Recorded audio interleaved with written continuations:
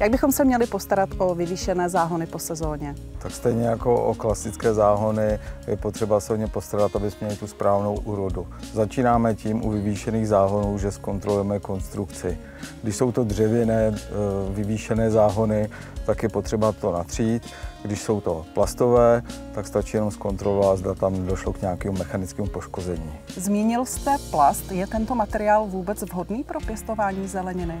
Tak pro pěstování zeleniny plast je vhodný jenom pokud má správnou certifikaci, ideálně certifikace stejná jako například se certifikují dětské hračky.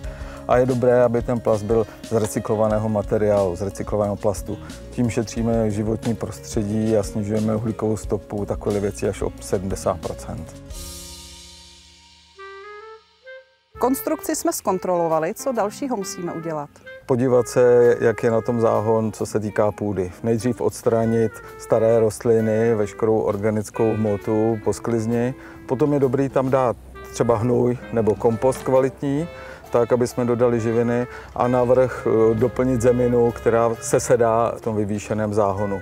A takhle je připravený už na příští sezónu.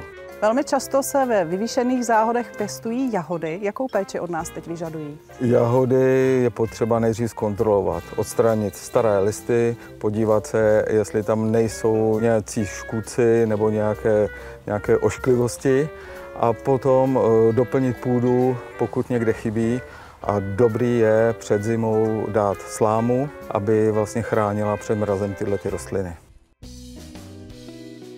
Když jsme se o jahody takhle hezky postarali teď, čeká nás ještě nějaká práce na jaře? Co uděláme na podzim, na jaře už nemusíme opakovat a pak už můžeme sázet a těšit se na úrodu.